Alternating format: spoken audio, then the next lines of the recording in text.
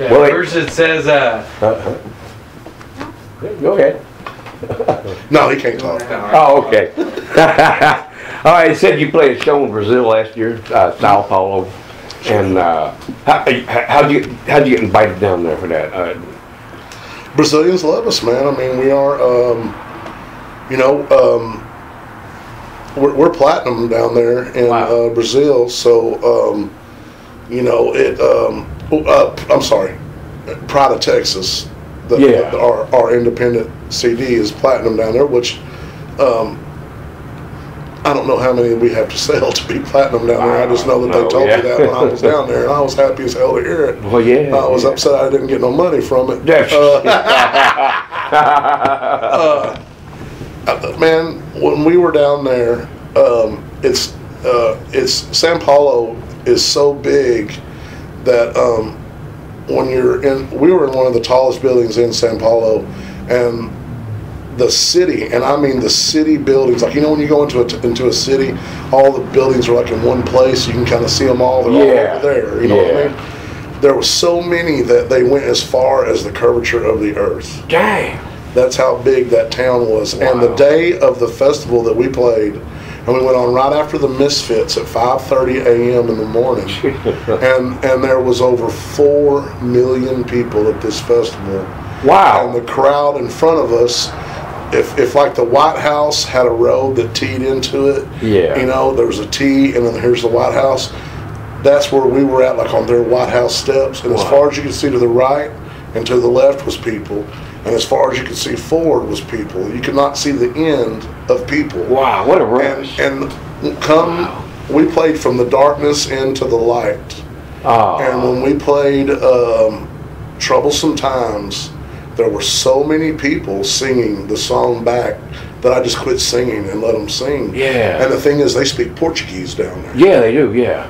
So for them to be singing in English this song and all the way through, it was not that I haven't had moments when I see the band starting to break and I know that, hey, this is going to be my life. I'm going to be able to put food on the table for my kids doing what I love. It's a great thing, and it has brought a tear to my eye. But I'm telling you, down there in Sao Paulo that day, I really did just shed tears on stage. I had to let everybody know there that I loved them. I had real love for them, and we're going back to Brazil in 2013 for sure. Oh, okay, great. Yeah, they're actually buying. They're actually got offers in on like 10 to 11 dates right now. Nice. So I look for us to go down there and do a South American date, and we're hoping that POD is going to be somebody that we're going to tag up with and go down there and do that. Payable on, what's it called? Huh? POD. Y'all know what I'm talking about? Yeah, I know what you're talking about. Payable on death. Payable on death. Yeah. That's the thing, man. I know. South America they love metal, especially Brazil. Well, see, down there we went to the music store, and if there anything from like 2010 to 2000 back, probably wasn't even in the store for sale. Wow. But like every Ozzy Osbourne album, every Motley Crue album, all the stuff from the 80s and the 90s. I mean, we sat there in the store and watched probably 20 customers come in, and they were all buying Ozzy or Van Halen or something, So, super cool. I can't wait to get back to Brazil because the women are great and the people are a lot of fun. But, and when I'm down there, I lose a lot of weight because the food is just not that good. I never, they had this little fruit stand there. Yeah. And they had this little meat thing that they carve meat off and feed you. Oh. But the people kept telling me don't eat that meat, and they're from there and they told me not to eat it, so I wouldn't eat it. So I just was eating fruit 3 times a day. No. Have you ever been to Europe? Yeah, we've been to Amsterdam a couple times. Okay. We played Boss Pop over there. Had a great time with that. Played with, played with Twisted Sister, The Doors. I can't even tell you how many bands was out there on that bill. It was a crazy bill. Blast. As a matter of fact, Amsterdam was in the World Cup at the time. Yeah. With Spain. Spain won, sadly, but it was great to be over there during that time to see all those people in Amsterdam rooting for their team. As a matter of fact, whenever they lost, it's almost like all of Amsterdam went quiet. Oh, in morning. It was the most silence that I ever. I mean, because the place was just. It was like a constant roar for 3 days that we were there, and then like this happens, and it's like you don't even hear the cricket. You know what I mean? It's just silent. And it was sad for us for them to experience that, but. You know, it was not sad for us because we just spent most of the time in the coffee shops, and they were mostly empty. Everybody was at the games. So. As a matter of fact, we were, you know, I don't ever get up before, you know, 10. Okay. 10 a.m. maybe, you know. Well, I would get kids to school and shit, but, you know, try to sleep as late as I can. But down there, I'd get up early in the morning, go over to the coffee shop and be there every day, you know, and everybody started getting around. Well, the last day we were supposed to leave out at like 10 a.m. and I got up at like 7 a.m. and went down to the coffee shop. Oh, no. And about 9 a.m. I was fixing to leave the coffee shop and head back to my hotel, and here comes our whole convoy. I was the fourth coffee shop they had stopped at looking for me. They finally found me. Sons of bitches. Now, I know by coffee shops what you mean. It's not just coffee. No. Like I said earlier, I like coffee, but I don't love it. I love THC. Yeah, hell yeah. Well, you come from the right state. Kentucky bluegrass, that's some of the best in the world, man. Right on. Right on. I wonder, what happened to Randy? Randy's got an injury. Okay. That is a physical limitation injury. How far he wants us to broad or expand on his personal issue, I wouldn't know. But it is in the form of a growth under his armpit. Okay. And it has got something to do with his tendons and nerves. Oh my. And he is unable to play guitar for a period of 5 to 15 minutes is about as long as he has in him. And right now we're doing a lot of headlining shows that are hour-and-a-half shows. Yeah. It's painful for us, you know what I mean, because we love Randy, and he wants to be here, and we want him to be here. Sure. You know what I mean? It isn't some band members come and go, and some you're happy are gone, and some you're sad are gone. You know what I mean? Yeah. But the thing about it is that whenever we lose a band member or something, you know, and like, I'm trying to think if we've ever fired anybody. I'm sure we have. I think you had quite a few drummers and we go, and I don't think we've ever fired anybody. And it seems that the people that we get from our hometown, like Wes is from our hometown, and John and me and Randy all from the same place. And it seems like people from our hometown are a little bit easier to keep. Maybe we're more same-minded, but. This business is more like a rodeo than any business out there. And it is like riding a bull every day. You know what I mean? And who can ride a bull for 8 seconds, let alone ride a bull from the beginning of the day to the end of the day? And, you know, the hour before show, the hour after show, and the time during the show, it's a hell of a bull ride. You know what I mean? Yeah. And you never know what's going on, you know, and if you don't ride the 8 seconds and you don't get the belt buckle, you don't get the money. And whenever the money, you know, in this business, there's not a constant where you can say, well, I'm going to make $1,000 this week. Yeah. Nobody has a constant to know what their paycheck is. And a lot of people out there can set up themselves financially. And for us, you know, you may have, you know, a week that's a whopper, and then a week where you're sitting at home twiddling your thumbs. Yeah. And it's just like a bull ride. And I think that for all those guys that have got out here and rode the bull with me, and, you know, I'm still hanging on. Yeah. And I'm still trying to get through the 8 seconds. You know what I mean? Yeah. And to all the ones that got bucked off, I'm sorry. It's regretful, and I miss them.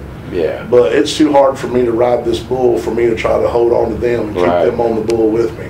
It's best I just ride the bull, and whoever can stay the fuck on can stay the fuck on. Yeah. And so for those that aren't with me, you know, I regret it. I hate they're gone.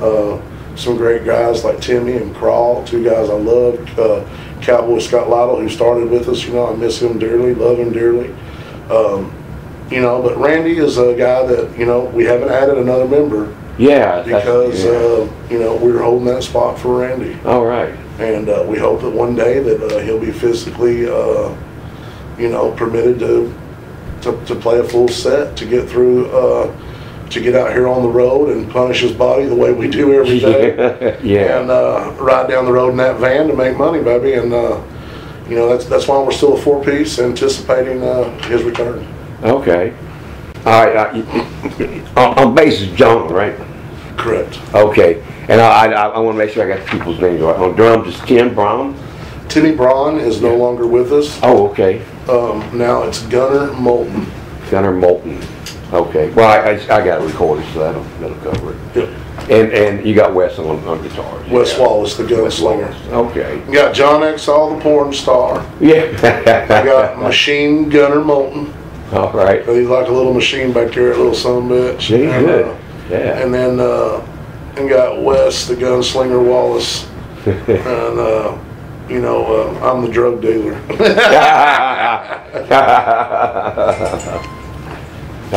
Yeah, I was gonna say, every morning when I get up, man, to get myself going, get my heart going, I listen to Pissed Off and Mad About It. What do you guys do to get up and get going in the day? Man, if my girl's in bed, I try to rub on her first. If she's not in bed, I try to rub on myself first.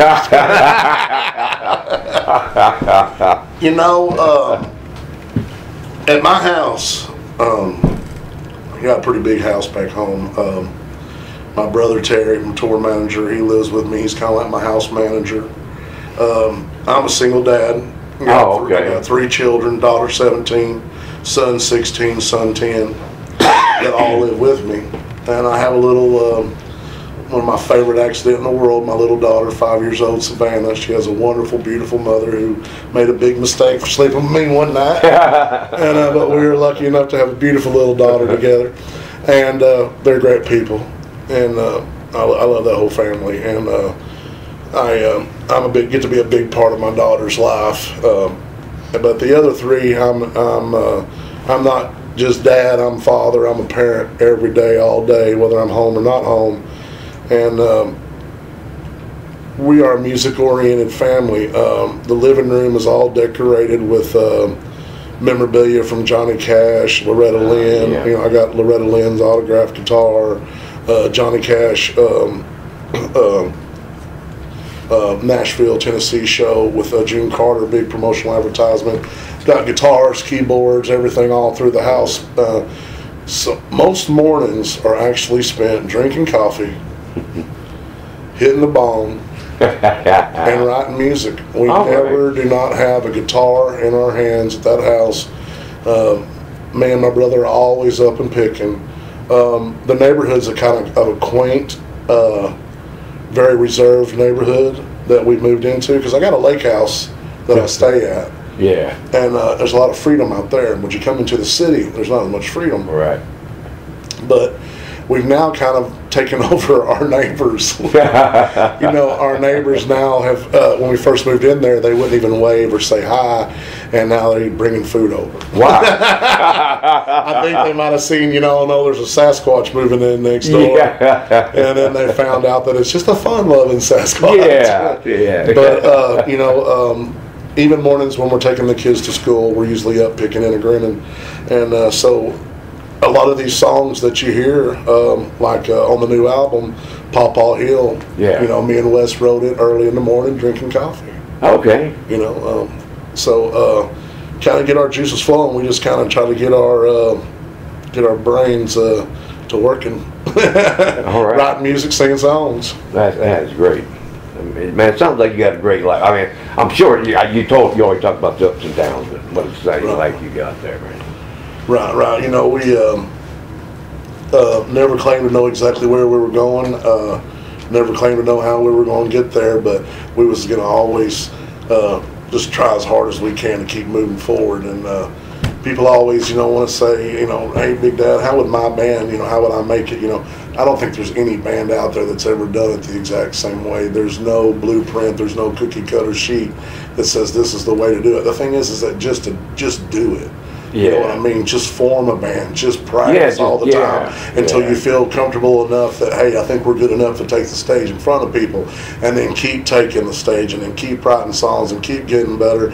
And any way that you can use to promote yourself, it doesn't matter what it is, this media-based world that we're in today, it's pretty easy to promote, but just always make sure that you're the band putting the people through the door, the band that's got people in there buying the liquor, and them club owners are going to recognize it, and they'll start booking you. And then when they start booking you, you take over, you take over a city, then you take over a state, then you take over a tri-state area, then you start moving out, and then hopefully maybe some big band, like Leonard Skinner will say, hey, come do some dates with us, and you get to go out and run with the big boys, and like I said, it ain't easy, but it's a whole lot of fun, and grab that bull by the horns and ride, baby, ride. That band, one of the band, well, I know two of the members in the bands that open tonight. Creature of Exile, they're going to be on the stage with you again tomorrow. Busters, they got an act tonight. And Kentucky Ugly, I don't know if they're going to be on stage tomorrow night or not, but that's another band that they're just doing it. And they're getting called back constantly here, and that's great. Glad to hear it, man. So I'll let them listen to what you said about it. I just keep on doing it. Right on, man. Anyway, you hit my card if you want it. I'm Bob, Metal Master Kingdom.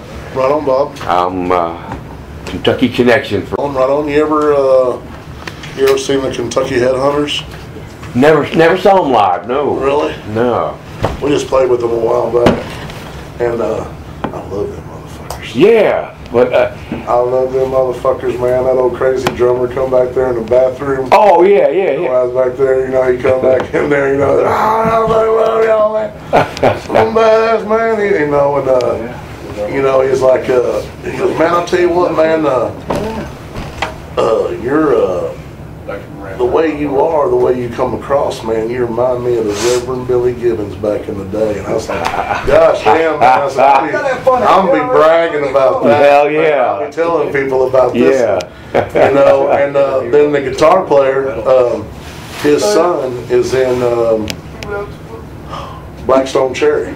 Yes, yeah. And we played with them quite a few times, and actually I love that band a lot. And I wasn't going to do that show. That it was in Wisconsin, and it wasn't enough money really for me to go up there. I wasn't going to do it until somebody was like, Blackstone Cherry's on that bill. I was like, start quoting movies and shit. I didn't want to see it. So I got put on that bill. Same way, like I wasn't going to play Tulsa again as soon as I did, but they said Saving Abel was on the bill. I was like, I'm kind of want to see Saving Abel. So it's that's just kind of playing this music. The way it really got started was I was like, I'll tell you what, we're going to see how much power we got. Queensryche's coming, and I want to see Queensryche. I'll call my manager and tell him I want to open for him. Sure enough, I got to open for Queensryche. So now I just start calling people. I look and I see. I played with Queensryche. Look who's going on tour in January, and I'll look it up. Okay, all right. I start targeting people. Excellent. Well, I think I'm out of questions. Right on, man. And I'll tell you what, it was a great show, and I really appreciate taking all this time to talk to me. Hey, man, my pleasure. I've been talking to Big Daddy Rich. This is just fucking fantastic. Thank you, brother. Right on, my brother. Oh, can I have your autograph? Sir, look at me, but don't hear anything I say. Don't look at me, but don't hear anything I say. All right, y'all be safe. Right on. All right, and I hope you have a hell of a time at Buster's. Buster's is a great place, man. We're looking forward to it. All right. Good night.